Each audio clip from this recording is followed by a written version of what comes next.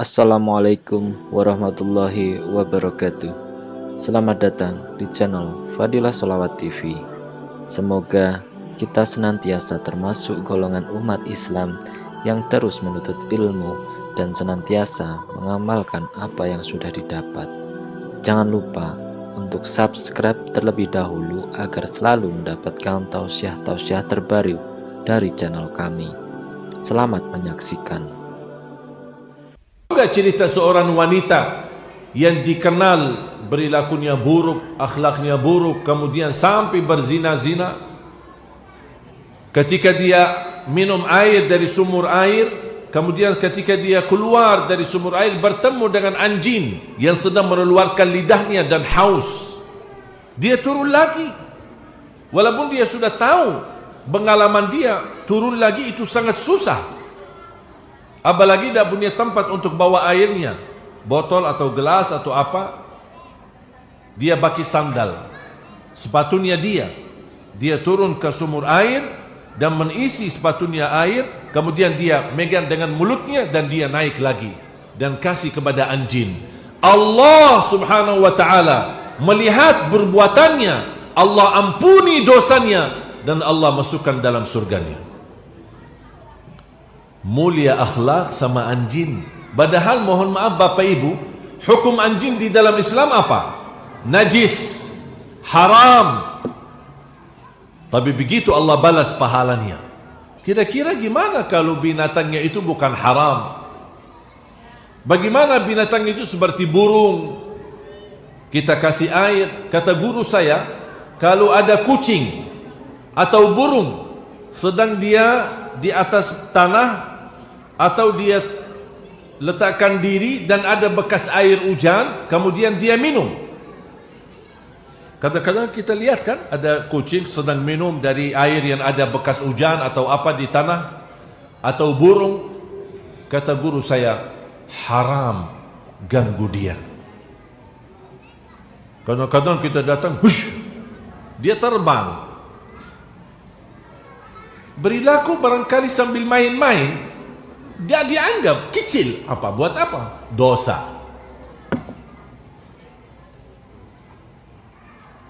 Menunjukkan orang binatang sedang minum, dia menikmati daripada kita lindungi dan kita minta anak-anak kita tahan dulu nak, biar kucingnya habis minum dulu. Bahkan termasuk kata guru saya, sedekah yang mulia adalah ketika kita membawa air di teras rumah kita atau di tembok rumah kita subuh hari, karena subuh hari kan biasanya banyak burung.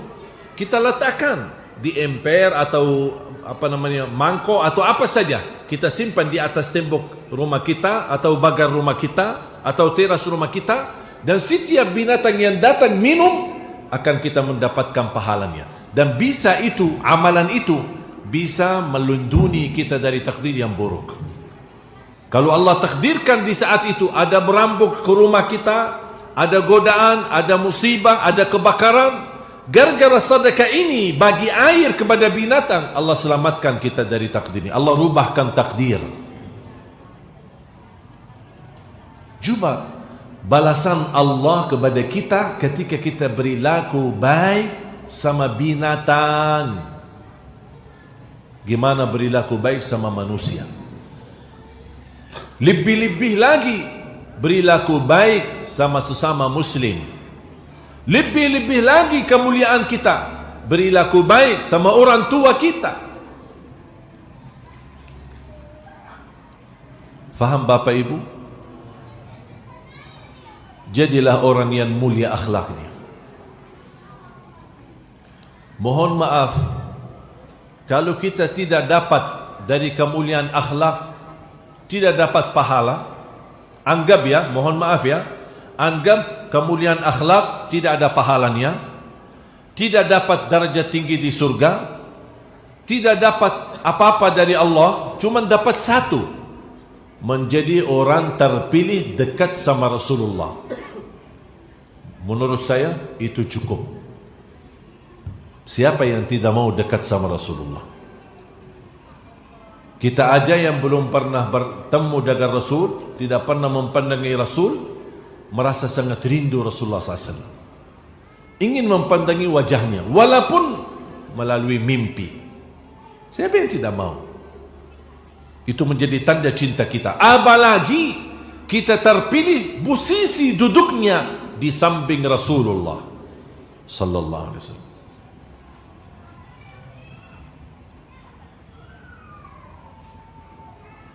Ketika saya baca satu hadis, seorang wanita tanya sama Rasulullah, saya punya suami sudah wafat, saya masih sangat muda, istilahnya masih bisa nikah, dapatlah jodoh, nikah sama laki-laki lain. Suami saya sudah lama wafat, boleh enggak itu? Boleh kan? Kalau ada seorang wanita sudah suaminya lama meninggal, pingin nikah, boleh enggak? Atau jangan bu, khianati suaminya mana? Kok dibilang berkhianat?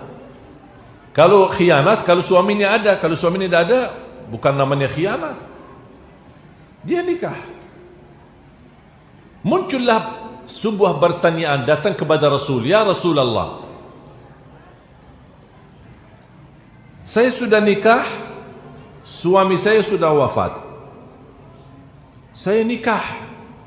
Ternyata bukan laki-laki yang nikah lagi, wanita juga bisa nikah lagi. Betul? Bertanyaannya apa seorang ibu itu kepada Rasul? Saya sama siapa nanti di surga? Penasaran kan? Kalau kita belajar, kita bersama keluarga di surga kan? Tapi gimana posisi seorang perempuan yang suaminya 2 atau 3? Saya kenal ada satu perempuan suaminya 17. Saya tidak tahu apakah suami yang kurang suka dengan dia atau dia kurang suka dengan suami. Cerai, begitu habis iddah langsung dia nikah lagi. Cerai habis iddah nikah lagi sampai 17. Saya kenal baik, saya kenal. Tapi bukan di sini, di Arab ya, bukan di Indonesia. Ada di negeri sana. Jadi bagaimana posisi seorang wanita yang Allah menjanjikan akan dipertemukan dengan keluarga di dalam surga? Terus bagaimana posisi wanita yang suaminya lebih dari 1? Dia sama siapa nanti? Tidak mungkin dia semua bersama suami semua bergauli, tidak boleh. Apa jawab Rasulullah SAW? Dia bersama yang termulia akhlaknya. Subhanallah. Ternyata kemuliaan akhlak itu pengaruh. Sampai Allah menjadikan mereka bertemu kembali di dalam surga karena kuncinya kemuliaan akhlak. Bukan karena siapa yang terkaya, bukan siapa yang berilmu, bukan siapa yang ustaz, bukan siapa yang prof, bukan siapa jabatannya, enggak. Mungkin ada seorang, mungkin ilmunya besar, dia ulama di luar di mata orang, tapi buruk akhlaknya di rumahnya sendiri. Na'udzubillah min dzalik.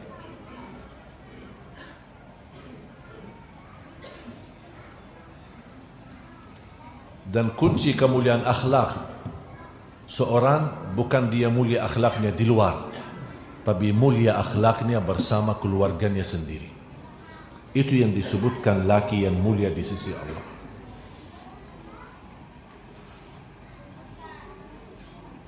Belajar Bapak Ibu menjadi orang yang baik, walaupun mohon maaf sama orang yang menzalimi kita. Insya Allah semua orang yang pernah dizalimi yakini bakal dapat balasannya, akan dikembalikan. Ada yang merasa hartanya ditipu orang, wallahi dikembalikan, wallahi bakal dikembalikan. Tenang. Allah telah bersumpah, bukan Rasulullah, bukan saya, bukan ulama. Allah sendiri pernah bersumpah, siapapun yang menzalimi orang lain, aku akan kembalikan haknya yang dizalimi di dunia sebelum di akhirat. Wa izzati wa jalali, apalagi kalau orang yang dizalimi berdoa. Salah satu doa yang makbul orang yang dizalimi. Makbul, tidak ditolak. Dan ketika dia mengangkat tangannya bermunajat kepada Allah karena orang ini menyakiti hatinya, menyakiti perasaannya, menzalimi dia dengan sikap dan akhlaknya, atau dia membawa isu fitnah, dan dia bermunajat kepada Allah, ya Allah, ini orang zalimi saya, dan Allah tahu dan maha tahu sebenarnya cerita itu apa, dan ternyata betul di mata Allah itu orang menzalimi orang lain. Kata Allah, wa izzati wa jalali, demi kemuliaanku dan keagunganku, aku akan segera tolong orang yang dizalimi dan mengambil haknya dari orang yang menzaliminya.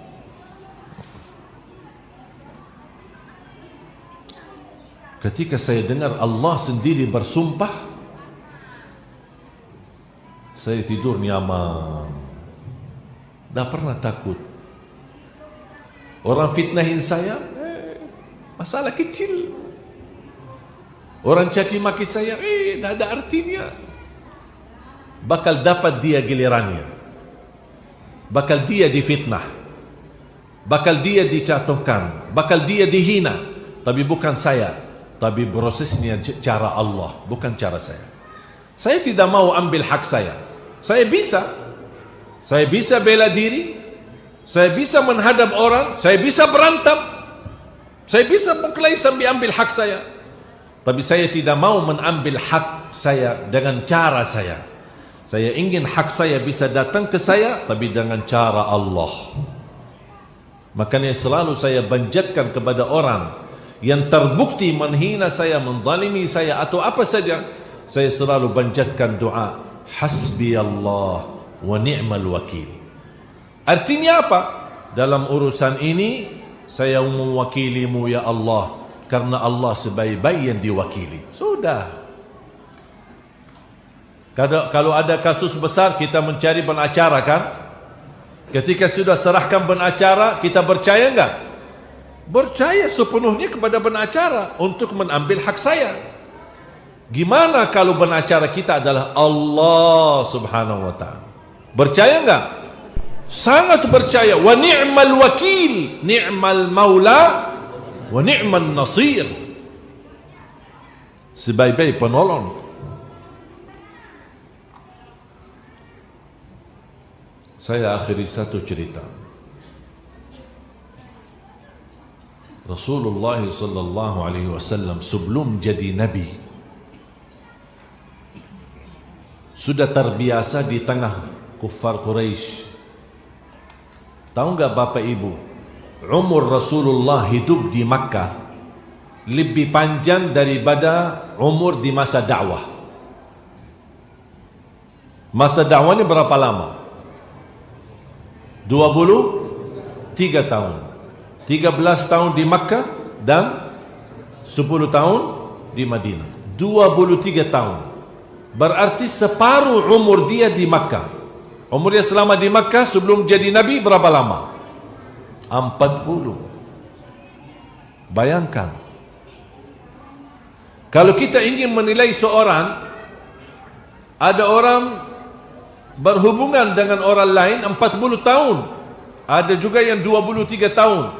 Kira-kira pengalaman saya dan kita tahu siapa yang kira-kira yang lebih ini, apakah yang 40 atau yang 23? Yang 40. Saya lebih lama hidup sama dia, saya tahu hidupnya, sehari-harinya, perilakunya, di mana dia pergi, di mana dia datang, bergaulnya seperti apa, sikapnya seperti apa. Ini bukan hidup satu hari, 40 tahun.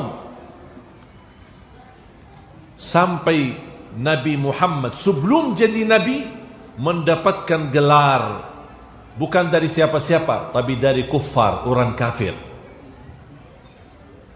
dari kuffar Quraisy. Gelarnya apa? As-Sadiqul Amin. orang yang paling jujur dan amanah. Tahu nggak Bapak Ibu?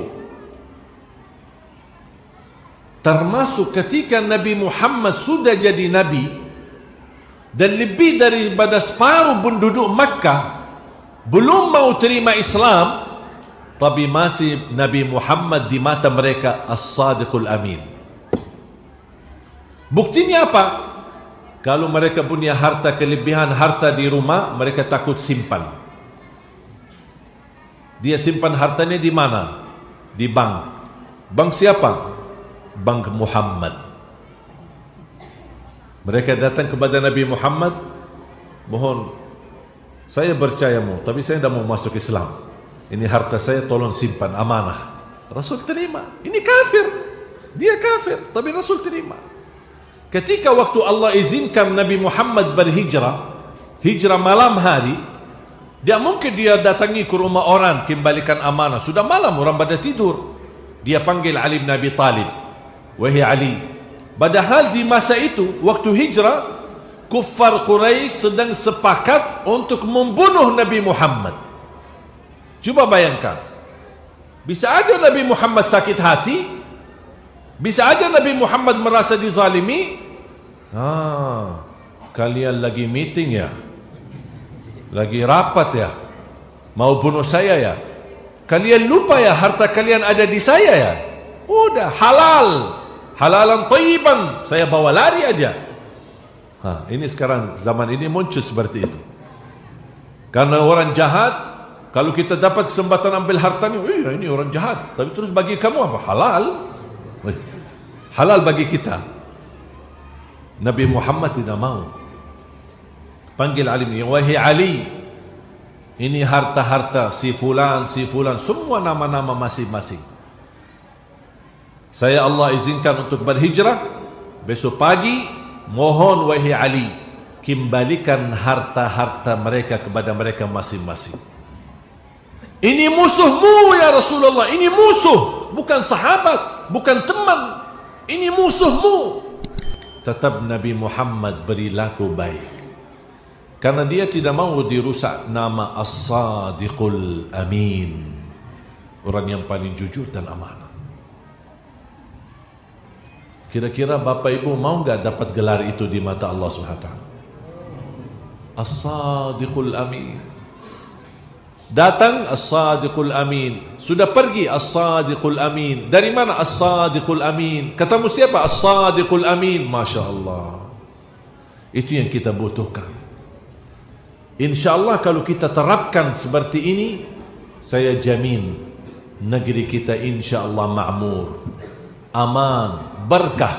Dan dari sifat As-Sadiqul Amin kita terapkan akhlak Nabi Muhammad, wallahi bisa jadi kun fayakun, Allah rubahkan nasib Indonesia. Sebagaimana kun fayakun, Allah kirimkan virus corona, semua dunia kencang. Jatuh ekonominya, jatuh politiknya, bersoalan macam-macam, sampai sekarang belum bisa di atas. Jangankan ekonomi orang biasa, ekonomi negara yang penghasilannya miliaran bahkan triliunan terganggu. Krisis gara virus kecil yang tidak bisa dipandangi oleh mata. Kun fayakun. Siapa yang berani melawan Allah, Allah akan kirimkan pasukannya. Di antaranya corona. Kecil. Allah tidak butuh kirim pasukan besar. Allah tidak butuh kirimkan Namrud, Raja Namrud sombong, dan dia berkata saya bisa mematikan orang dan menghidupkan orang, dan dia melawan Nabi Ibrahim, dan dia membuat kezaliman yang luar biasa. Allah kirimkan apa? Tahu enggak? Nyamuk.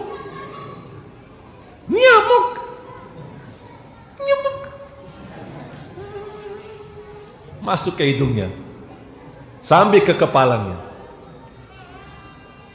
Beberapa saat pusing. Gimana tahu enggak hentikan pusingnya? Obatnya apa? Supaya dia hilang pusing kepalanya, harus dipukul dengan sandal. Raja Namrud Obatnya dipukul dengan sandal. Semua orang ajudannya, pendampingnya tidak ada yang berani. Pukul saya, aku perintahkan kalian pukuli saya. Akhirnya semua ikut memukul, membantu dia mukul kepalanya. Habis dipukul, Adam diam, nyamuknya diam. Allah biarkan sesaat, pusing lagi. Karena masih nyamuknya di dalam. Kecil. Tapi sebenarnya basukan Allah bukan dipandangi dengan kecilnya atau besarnya, tapi di dalamnya kekuasaan Allah. Sampai dipukuli seperti ini, lama kelamaan dia mati gara-gara terlalu banyak dipukul. Ya Allah. Kun fayakun, selesai masalah. Siapa yang ingin dapat dahsyatnya kun fayakun dalam kehidupannya dan untuk negeri kita Indonesia, kita punya tugas. Rubah dirimu jadi lebih baik, akan Allah rubahkan semua takdir untuk menjadi baik bagi kita. Inna Allah la yughayyiru ma biqaumin hatta yughayyiru ma bi anfusihim. Allah tidak akan merubah nasib satu kaum sampai mereka mampu merubah dirinya sendiri. Berarti mulai dari kita. Jangan minta Allah rubah kalau kita belum rubah. Kalau mau wujudkan perubahan yang luar biasa, Allah akan wujudkan perubahan yang luar biasa. Tapi kalau anda merubah diri biasa-biasa, Allah juga merubahkan takdirnya dengan cara yang biasa-biasa. Tinggal kita milih, mau luar biasa atau biasa-biasa.